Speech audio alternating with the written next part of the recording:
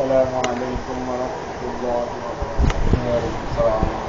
الحمد لله نحمده ونستعينه ونستغفره ونعوذ بالله من شرور أنفسنا ومن سيئات أعمالنا. من يهده الله فلا مضل له ومن يضلل فلا هادي له. ونشهد أن لا إله إلا الله وحده لا شريك له. ونشهد أن سيدنا وحبيبنا ومولانا محمدا عبده ورسوله أرسله بالحق بشيرا ونذيرا وداعيا إلى الله بإذنه وسراجا منيرا. وقد قال الله تعالى في كلامه المجيد والفرقان الحميد: أعوذ بالله من الشيطان الرجيم. بسم الله الرحمن الرحيم.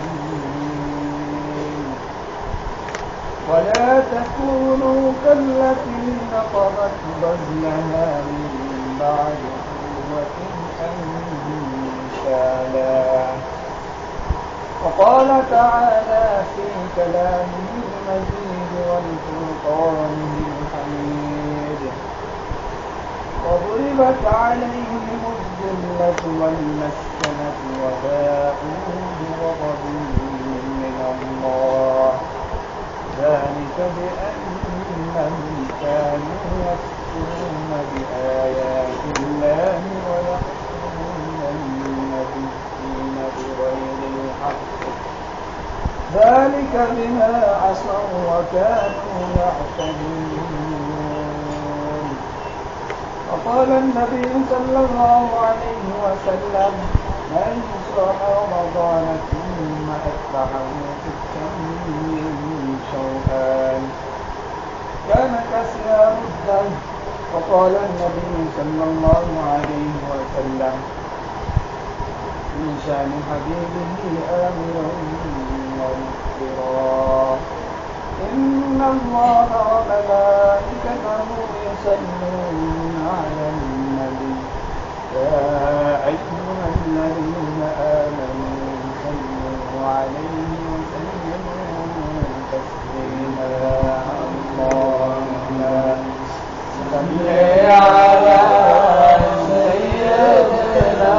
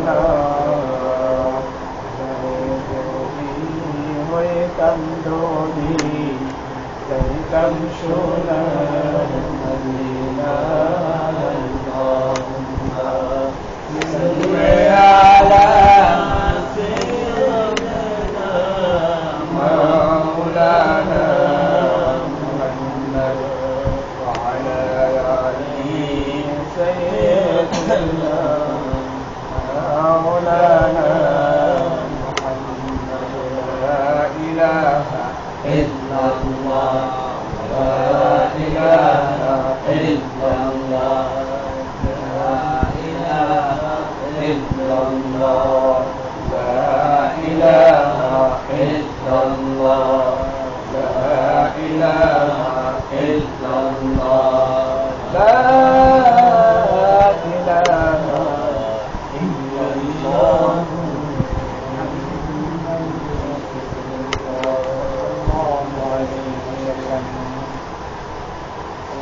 আলহামদুলিল্লাহ, মহান আল্লাহ জাল্লা শাহু দরবারে লাখ কোটি শুকরিয়া। মহান রব্বুল আলামিন আমাদেরকে পবিত্র দিনে, গরিবের হজের দিনে আল্লাহর পবিত্র বিধান জীবন নামাজ মসজিদে আদায় করার মতো যে শক্তি এবং সামর্থ্য দিয়েছেন, সেজন্য মহান মনিবের দরবারে মন খুলে প্রাণ খুলে বলি আলহামদুলিল্লাহ। লক্ষগুলি দুরূদ ও সালাম মানবতার মুক্তির দূত রাসূল আকরাম সাল্লাল্লাহু আলাইহি ওয়াসাল্লামের প্রতি, যাকে সৃষ্টির মাধ্যমে আমরা আল্লাহ তাআলার শ্রেষ্ঠ উম্মত অর্থাৎ শ্রেষ্ঠ বান্দা হিসেবে পরিগণিত হয়েছি, সেই নবীর উপর আমরা মন খুলে প্রাণ খুলে বলি সাল্লাল্লাহু আলাইহি ওয়াসাল্লাম। সম্মানিত হাজির, আমরা আজকে দুটি বিষয় নিয়ে আলোচনা করব। রমজান পরবর্তী আমাদের করণীয় কি, এবং বর্তমানে আমাদের যে মুসলিম বিশ্ব প্যালেস্টাইন ইহুদি কর্তৃক যেভাবে অত্যাচারিত হচ্ছে, এই ইহুদি রাষ্ট্রের জন্ম কিভাবে, এরা কোথেকে আসছে, এদের ইতিহাস কি, এবং এদের পূর্ববর্তী নবী রাসূল সম্পর্কে এদের আচরণ কি, এবং আমাদের নবী অর্থাৎ বিশ্ব নবী যখন আগমন করলো তখন তাদের ভূমিকা কি ছিল, এবং তারা কিভাবে এই পৃথিবীতে কতবার অত্যাচারের শিকার হয়েছে, আল্লাহ কর্তৃক তাদের প্রতি অনুগ্রহ কি তাদের প্রতি অনুগ্রহ দিয়েছে আল্লাহ তাআলা, এবং তাদেরকে কি পরিমাণ আযাব দিয়েছে আল্লাহ তাআলা, সেই সম্পর্কে যদি আল্লাহ তাআলার শক্তি এবং সামর্থ্য আল্লাহ তাআলা যদি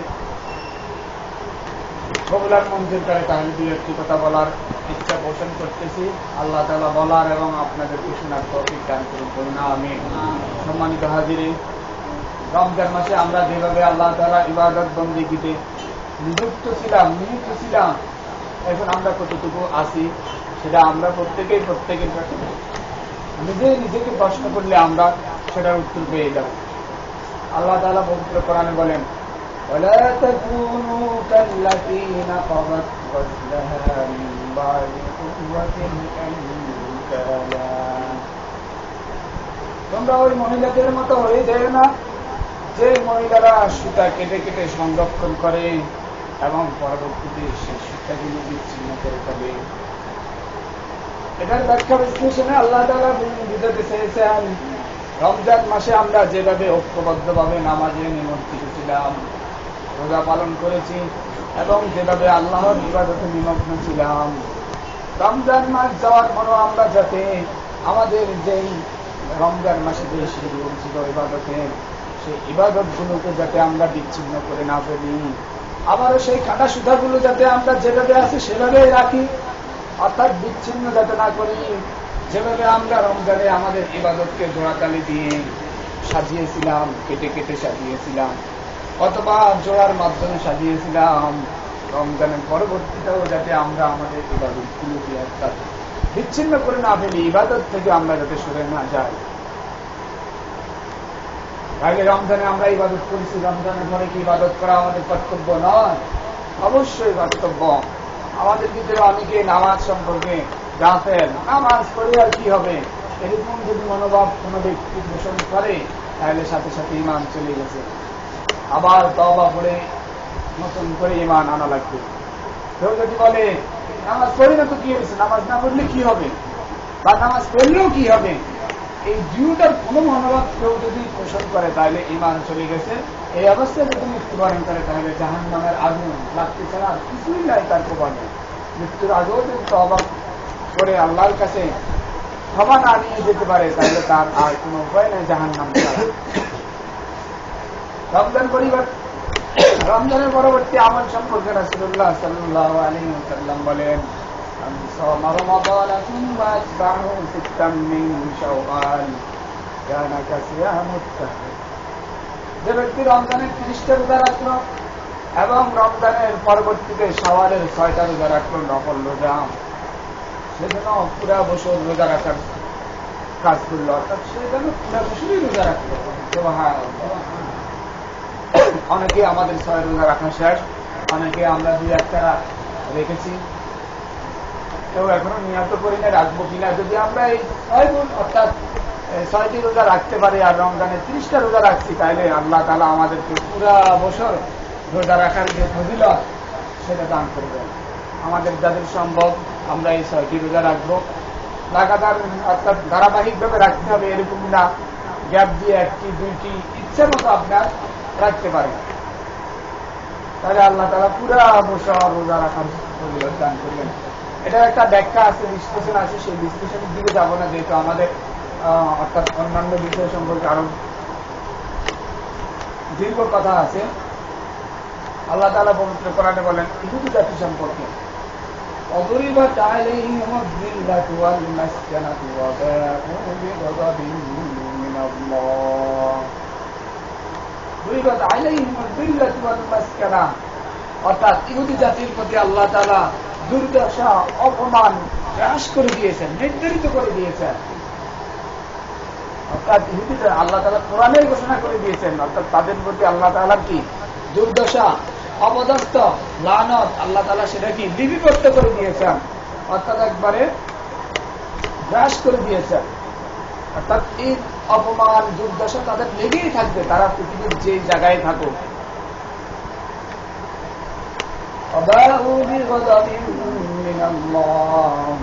এবং আল্লাহ তাআলা যে গজব তাদের উপরে লেগেই থাকবে, এই কথাও আল্লাহ তাআলা পবিত্র কোরআনে ঘোষণা করে দিয়েছেন। এখন কি কারণে তাদের প্রতি আল্লাহ তাআলা এত লানত, দুর্দশা, অপদস্থ এবং গজব তাদের উপরে লেগে থাকবে?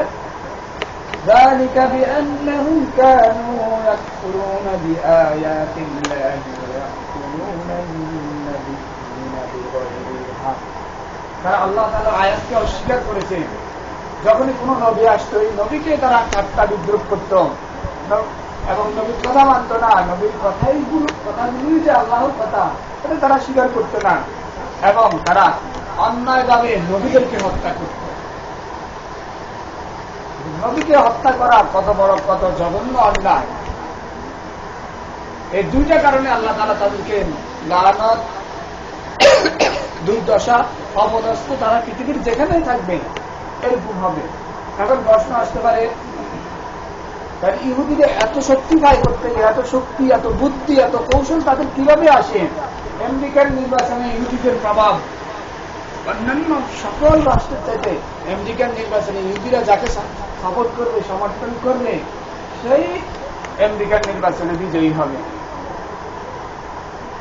এবং পুরো আরব বিশ্বকে আমেরিকা ইহুদিদের মাধ্যমে বিভিন্ন জায়গায় সমস্যা তৈরি করে রাখছে, এবং এই ইহুদিদের মাধ্যমে আরব বিশ্বগুলো শাসিত হচ্ছে।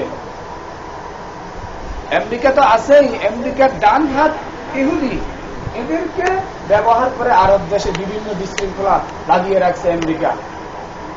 এখন ইহুদি একটা এখনো রাষ্ট্র হিসেবে স্বীকৃতি নাই, তাদের এত শক্তি, এত পাওয়ার করতে আসলো। মাওলানা লুৎফুর রহমান, বাড়ি হচ্ছে নোয়াখালী, তিনি একটা কামিল মাদ্রাসার মুহাদ্দিস। তিনি যখন সৌদি আরবে অর্থাৎ বাইরের কান্ট্রিতে গেল, এক ইহুদি পাদ্রী তাকে প্রশ্ন করে বসলো, ইহুদি অথবা খ্রিস্টান, যে ইহুদিরা এত শক্তি, এত বুদ্ধি, এত শক্তি তার কোথেকে আসলো? এই প্রশ্ন উত্তরটা আমাকে, অর্থাৎ মাওলানা লুৎফুর রহমান ইহুদি সম্পর্কে কিছু বক্তব্য প্রদান করার পরে উনি ইংরেজিতে প্রশ্ন করলো। মাওলানা লুৎফুর রহমান জবাব দিল, আল্লাহ তাআলা ইহুদি জাতিদেরকে 40 বছর আসমানের খাদ্য খাওয়াইছেন। সুবহানাল্লাহ, 40 বছর মান্না সালোয়া খাইছেন ইহুদিরা। মুসা আলাইহিস সালামের উম্মত যখন ফেরাউন কর্তৃক বিতাড়িত হলো, এরপর থেকে 40 বছর আল্লাহ তাআলা, অর্থাৎ ফেরাউনকে আল্লাহ তাআলা ধ্বংস করে দিল। নীল নদের ওই পার থেকে এবারে আসলো মিশর ছেড়ে। ওই মুহূর্তে 40 বছর তাদেরকে আল্লাহ তাআলা আসমানি খাবার খাওয়াইছেন। এখন একটু আমরা বিশ্লেষণ করি, আমাদের অঞ্চলে যারা একটু ভালো খাবার খায়, দুধ, মাছ, মাংস ভালো খাবার খায়, অথবা যারা হেফজে পড়ে তাদেরকে বলা হয়, ছোট ছোট বাচ্চাদেরকে বলা হয় যে একটু মাছ, মাংস, দুধ ভালো করে খাওয়াও, সে পড়াশোনা করতেছে, তার ব্রেনটা যাতে একটু সতেজ থাকে। এখন এটা দিয়েই প্রমাণ করেন যে আমরা যারা আসলে ভালো খাবার খাচ্ছি, আল্লাহ তাআলা সেখান থেকে পুষ্টি এবং মেধা তাদের শার্প করে দিচ্ছে, মেধা প্রসারিত করে দিচ্ছে। আর যারা আসমানের খাবার 40 বছর খাইছে, এদের কি মেধা শার্প হবে না? এদের শক্তি কি সামর্থ্য বেশি থাকবে না? উনি এই যুক্তি দিচ্ছেন, এই উত্তর দিয়েছেন। ওই পাদ্রী বলল, আপনার এতদিনে আমি আমার প্রশ্নের উত্তর পেয়েছি। আসমানি খাবার খেয়ে তাদের এত বুদ্ধি, এত সূক্ষ্ম বুদ্ধি, এত শক্তি আসছে। আমাদের সকলের পরিচিত মাওলানা ডক্টর এনাদুল্লাহ আব্বাসী, অর্থাৎ সৌদি আরবে যাওয়ার পরে খাইবারে যে ইহুদিদের দুর্গ করছেন, আল্লাহর রাসূল আসার আগেই ইহুদিরা সেখানে অর্থাৎ এসে বসবাস স্থাপন করছে। তাদের কিতাবে আল্লাহর রাসূলের সর্বশেষ নবী সম্পর্কে ভবিষ্যৎবাণী দিয়েছিল। সেই ভবিষ্যৎবাণী অনুযায়ী তারা খায়বারে এসে বসবাস স্থাপন করলো যে আল্লাহর রাসূল আসলে আল্লাহর রাসূলের হাতে ঈমান গ্রহণ করবে। তখন তিনি বললেন যে দুর্গ করতে গিয়ে যে বড় বড় পাথর, এই পাথরগুলো কিভাবে কাটলো? তখন কোনো ক্যারেন ছিল না, পাথর কাটার কোনো মেশিন ছিল না, তারা কেটে কেটে দুর্গ স্থাপন করলো। এত শক্তি তারা করতে পেল। অর্থাৎ ওনার মাথায়ও এই তাদের যে এই দুর্গ তৈরি করলো সেটা সম্পর্কে অর্থাৎ মাথায় আসতেছে না যে এখন তো ক্যারেন দিয়ে বড় বড় জাহাজ থেকে মালামাল কন্টেনার পার করতেছে, পাথর পার করতেছে এবং কাটতেছে। তারা সুন্দর করে কেটে এবং এত বড় বড় পাথর দিয়ে দুর্গ স্থাপন করলো।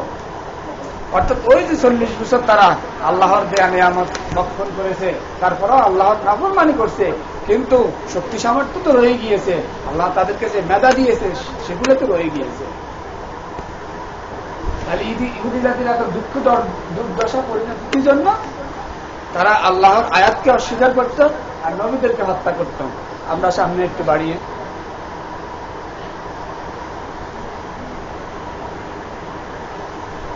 হযরত আবু যার রাদিয়াল্লাহু তাআলা বর্ণিত, কুলতু ইয়া রাসূলুল্লাহ সাল্লাল্লাহু আলাইহি ওয়াসাল্লাম আইয়ু মাসজিদিন উলিয়া ফিল বাইতি আউয়াল ক্বালা আল মাসজিদুল হারাম কুলতু সুম্মা আইয়ু ক্বালা আল মাসজিদুল আকসা কুলতু কাম কানা বাইনাহুমা ক্বালা 40 সানা। রাসূলুল্লাহ সাল্লাল্লাহু আলাইহি সাল্লামকে আবু যার গিফারী রাদিয়াল্লাহু তাআলা প্রশ্ন করলেন, হে আল্লাহর রাসূল, পৃথিবীতে অর্থাৎ আল্লাহর প্রথম ঘর কোনটি? আল্লাহর রাসূল জবাব দিলেন অর্থাৎ বাইতুল্লাহ। আবারও প্রশ্ন করা হলো, তারপরে কোনটি? আল্লাহর রাসূল উত্তর দিলেন অর্থাৎ বাইতুল মুকাদ্দাস, অর্থাৎ জেরুজালেমে যে মুসলমানদের যেই প্রথম কিবলা ছিল সেই ঘরটা ছিল অর্থাৎ দ্বিতীয় ঘর আল্লাহর। প্রশ্ন করা হলো এই দুই ঘরের মধ্যবর্তী সময়টা কত ছিল? এটা তৈরি হওয়ার পরে ওইটা তৈরি হয়েছে, এটার সময়টা কতটুকু? আল্লাহ রাসূল বললেন 40 বছর। সম্মানিত হাজিরিন, এই যে ইহুদি জাতি তারা আল্লাহর রাসূলের সংস্পর্শ পাওয়ার জন্য সেখানে গিয়ে বসতি স্থাপন করলো, কিন্তু ইহুদিরা কি এখনো ইসলাম ধর্ম গ্রহণ করছে? করে নাই। এরা কাদের বংশধর? ইব্রাহিম আলাইহিস সালামের 3 জন স্ত্রী ছিল। হযরত সাররা রাদিয়াল্লাহু তাআলা, হাজেরা রাদিয়াল্লাহু তাআলা, কুতাইবা রাদিয়াল্লাহু তাআলা। হযরত হাজেরা রাদিয়াল্লাহু তাআলা এর ঘরে জন্ম নিয়েছে ইসমাঈল আলাইহিস সালাম, আর হযরত সাররা রাদিয়াল্লাহু তাআলা এর ঘরে জন্ম নিয়েছিল ইসহাক। তারা ছিল অর্থাৎ ইসমাঈল আলাইহিস সালাম এবং ইসহাক আলাইহিস সালামের বয়সের ব্যবধান ছিল 13 বছর। ইসমাঈল আলাইহিস সালামের বংশধর থেকে আর কোন নবী জন্মগ্রহণ করেন নাই, অর্থাৎ আল্লাহ মনোনীত করেন না। একবারে শেষ নবী হযরত মুহাম্মদ সাল্লাল্লাহু আলাইহি ওয়াসাল্লাম ইসমাঈলের বংশধর থেকে এসেছেন। তাদের ভিতরে এই একটা খুব ছিল, অর্থাৎ এই যে ইসহাক আলাইহিস সালাম, সাররা আলাইহিস সালাম, সাররা রাদিয়াল্লাহু তাআলা আনহা থেকে ইসহাক, এরপর হলো ইয়াকুব। ইয়াকুব ছিল অর্থাৎ ইয়াকুব আলাইহিস সালামের ছিল 12 সন্তান। এই 12 সন্তানের বড় ছেলের নাম ছিল ইয়াহুদা। 12 সন্তানের বড় ছেলের নাম ছিল কি? ইয়াহুদা। আর ইয়াকুব আলাইহিস সালামকে বলা হতো ইসরাঈল। ইয়াকুব আলাইহিস সালামকে বলা হতো ইসরাঈল। ইসরাঈল শব্দের অর্থ হচ্ছে, অর্থাৎ এটা ইব্রানি ভাষা, এর অর্থ হচ্ছে আরবিতে এটাতে বলা হয় আব্দুল্লাহ, অর্থাৎ আল্লাহর বান্দা। এই যে ইব্রাহিম আলাইহিস সালামের 3 স্ত্রী, এক স্ত্রীর থেকে আসলো ইসহাক, ইসহাক থেকে ইয়াকুব, ইয়াকুবরা ছিল 12 ভাই। ইয়াকুবরা ছিল কি? 12 ভাই। এর ভিতরে একবারে সর্বশেষ ছোট ছিল ইউসুফ আলাইহিস সালাম। 12 ভাই মিলে ইউসুফ আলাইহিস সালামকে কিভাবে শত্রুতা করে বুদ্ধি পরামর্শ করে কূপে ফেলাইলো, সেখান থেকে আমরা ঘটনা জানি ইউসুফ আলাইহিস সালাম কিভাবে মিশরে বাদশা হলেন। এই যে ইহুদিদের গোড়াপত্তন, তারা 11 ভাই, হিংসা তাদের এখানে। ছোট ভাইকে বেশি আদর করে বাবা, তাকে হয়তো অর্থাৎ তাকে বুদ্ধি পরামর্শ করে নিয়ে কূপে ফেলে দিল এবং বাবার কাছে এসে মিথ্যা বলল। এই যে তাদের ভিতরে হিংসা এবং মিথ্যা বলার যে প্রয়াস, সেখান থেকে শুরু হয়েছে। পরবর্তীতে আবার ইউসুফ আলাইহিস সালাম তাদেরকে সাহায্য করেছেন, সহযোগিতা করেছেন এবং তাদেরকে আবার মিশরে প্রতিষ্ঠিত হওয়ার সুযোগ দিয়েছেন। আল্লাহ তাআলা এই বনি ইসরাইলকে, ইহুদি জাতিদেরকে 33 বার আযাব দিয়েছেন। কথা সংক্ষেপ করতেছি। তাদের আগের বসবাস ছিল কানানে, পরবর্তীতে তারা হযরত ইউসুফ আলাইহিস সালামের মাধ্যমে মিশরে আবারও প্রতিষ্ঠিত হয়েছিল। মুসা নবীর সাথে তাদের যে কর্মকাণ্ড, তারা কি কি অন্যায় করেছিল, অনেক অন্যায় করেছিল। অর্থাৎ মুসা আলাইহিস সালাম যখন 17 টাকা অর্থাৎ একসাথে তাদের সাথে গোসল করতো না, ভিন্ন জায়গায় গিয়ে গোসল করতো, তারা মনে করতো যে মুসা আলাইহিস সালামের এক শিরা রোগ হয়েছে, রক্তভাঙ্গা। পরবর্তীতে আল্লাহ তাআলা তাদের, মুসা আলাইহিস সালাম একজন নবী কি দোষী থাকতে পারে? অবশ্যই না। একজন নবী চেহারা এবং সুরতে তখন পরিপূর্ণ ছিল। হযরত আল্লাহ তাআলার হুকুমে একদিন মুসা আলাইহিস সালাম গোসল করতে নামলেন, পাথরের উপরে কাপড় রাখলেন। সেই পাথর আল্লাহর হুকুমে আস্তে আস্তে ইহুদি জাতিরা যেখানে গোসল করতো, যারা আল্লাহর রাসূলের অপবাদ দিত মুসা আলাইহিস সালামকে, তাদের সামনে এসে পাথর উপস্থিত। মুসা আলাইহিস সালাম পিছনে বলতে বলতে, হে পাথর আমার কাপড়, আমার কাপড় বলতে বলতে তাদের সামনে এসে পৌঁছল। তখন তারা প্রত্যক্ষভাবে দেখলো যে মুসা আলাইহিস সালাম অর্থাৎ কোন ত্রুটিযুক্ত না, অর্থাৎ মুসা আলাইহিস সালাম ধ্বজভঙ্গ রোগে আক্রান্ত না। আল্লাহ রাসূলকে আল্লাহ তাআলা অর্থাৎ যে পরিপূর্ণ মানুষ, সেটা তাদের দেখিয়ে দিলেন। তারপরে ফেরাউন থেকে উদ্ধার করলো এই ইহুদি জাতিদেরকে। সামিরীর কার্যকলাপ একটু বিস্তারিত আমি বলতে গেলে, অর্থাৎ সামিরী যখন মুসা আলাইহিস সালাম যখন আল্লাহর সাথে তুর পাহাড়ে কথা বলতে গিয়েছিলেন, আসতে দেরি হয়েছিল। সামিরী এদিক দিয়ে বললো, অপপ্রচার করলো যে মুসা তো মারা গেছে, মুসা শেষ, মুসা আর আসবে না, তোমরা আমার ইবাদত করো। সে একটা স্বর্ণরূপা দিয়ে গরু বানালো, আর গরুর ভিতরে জিবরাইল আলাইহিস সালাম যখন মুসা আলাইহিস সালামের সাথে কথা বলার জন্য আসছিলেন, জিবরাইল আলাইহিস সালামের বহনের যেই পা যে মাটিতে লেগেছিল, সেখানে একটু ঘাস জন্ম হয়েছিল।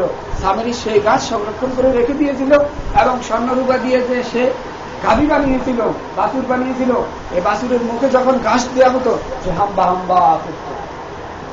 তারা তো এটা দেখে আশ্চর্য হয়ে গেল। তারা সামিরীর পূজা শুরু করলো, অর্থাৎ গাভীর পূজা শুরু করে দিল।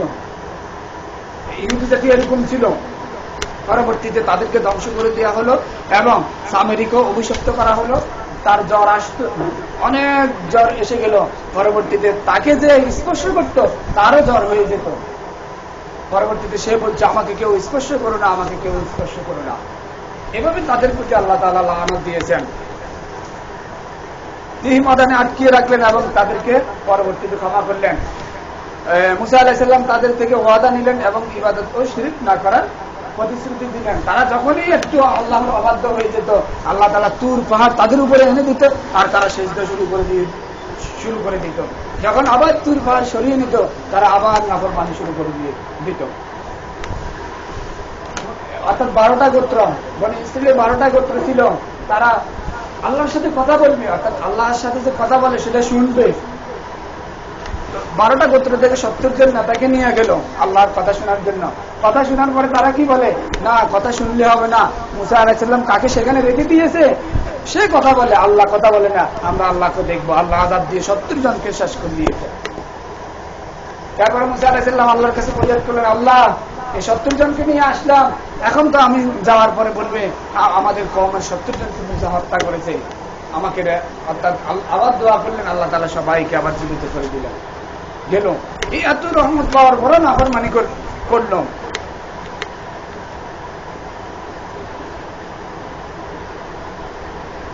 এবং পরবর্তীতে শেষ নবী হযরত মুহাম্মদ সাল্লাল্লাহু আলাইহি সাল্লামকে অস্বীকার করে তারা আরো অপদস্থ হয়ে গেল। খায়বারের বসতি স্থাপন, খায়বারে তারা যে বসবাস স্থাপন করলো, তাদের একজন বড় নেতা ছিল ওয়াই ইবনে আখতাব। অর্থাৎ খায়বারের যে ইহুদিরা ছিল, তাদের গোত্রের নেতা ছিল হলো ওয়াই ইবনে আখতাব। তিনি এবং তার ভাইকে নিয়ে একদিন আল্লাহর রাসূলের নিকট আসলেন। আসার পরে আল্লাহর রাসূলের সাথে কতদিন ছিল, কিছুদিন থাকার পরে আবার খায়বারে ফিরে গেল। খায়বারে ফিরে যাওয়ার পরে ওয়াই ইবনে আখতাবের মেয়ে ছিল, অর্থাৎ সাফিয়া রাদিয়াল্লাহু তাআলা, পরবর্তীতে আল্লাহর রাসূলের সাথে বিবাহ হয়েছে। সাফিয়া রাদিয়াল্লাহু তাআলা ছিলেন ইহুদি কন্যা, অর্থাৎ এই যে হুয়াই ইবনে আখতাব, হুয়াই ইবনে আখতাবের মেয়ে। তো তারা আল্লাহ রাসূলের সাথে কথাবার্তা বলে মদিনায় অবস্থান করে যখন খায়বারে গিয়েছিল, তারা দুজন পরামর্শ করে কথাবার্তা বলে, কাউকে শুনতে দেয় না। হযরত সাফিয়া রাদিয়াল্লাহু তাআলা অর্থাৎ চুপ ইশারে গোপনে তাদের কথা শুনছে। এখন হুয়াই ইবনে আখতাবের ভাই বলতেছেন, ভাই আমরা তো আল্লাহ রাসূলের সাথে কথা বলে আসলাম, এখন কি আমরা ইসলাম ধর্ম গ্রহণ করব? হুয়াই ইবনে আখতাব বলল, না, আমার মন সাড়া দেয় না যে আমরা ইসলাম গ্রহণ করব, বরং আমরা শত্রুতা পোষণ করব। অর্থাৎ তারা এই যে মিশর থেকে বলেন অথবা সিরিয়া থেকে বলেন, তারা যে এই বিভিন্ন দেশ থেকে আইসা এই খায়বারে বসতি স্থাপন করছিল কিসের আশায়? অর্থাৎ শেষ নবী, তাদের কিতাবে বর্ণিত আছে যে শেষ নবী আরব দেশে আসবেন। তারা আরব দেশে এসে বসবাস স্থাপন করলো কিসের আশায়? আল্লাহ রাসূলের প্রতি ঈমান আনবে এবং ইসলাম ধর্ম গ্রহণ করবে। কিন্তু তারা এই যে গোত্র থেকে এখান থেকে শত্রুতা পোষণ শুরু করে দিল, আর তারা ঈমান আনলো না।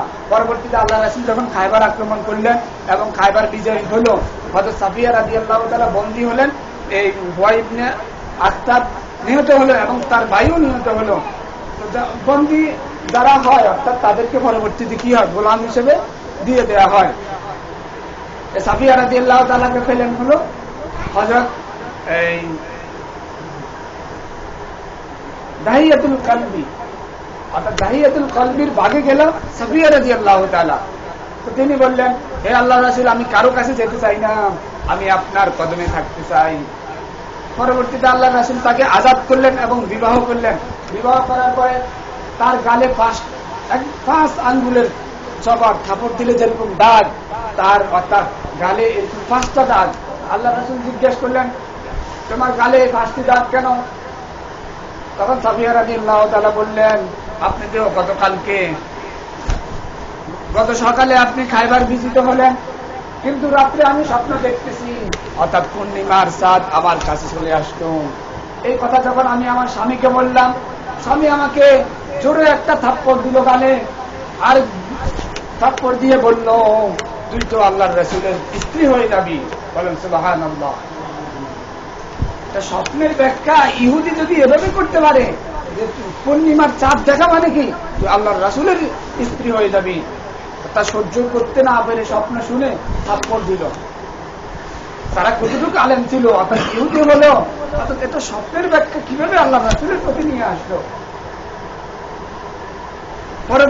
পরবর্তী রাতে সে আল্লাহ রাসূলের ঘরে স্ত্রী হিসাবে আসলো। সম্মানিত হাজিরিন, সময় সংকীর্ণ।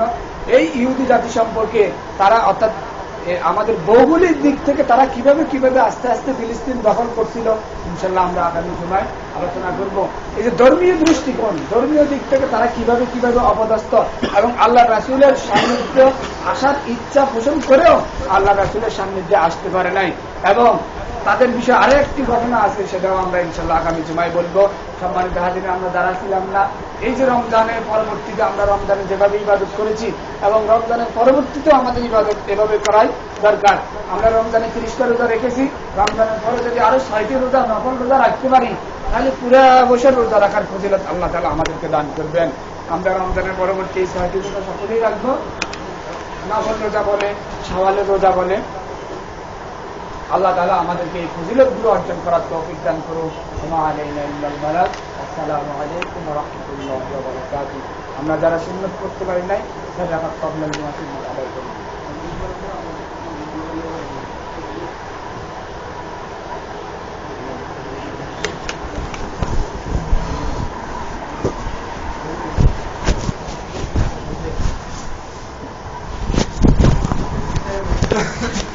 আচ্ছা।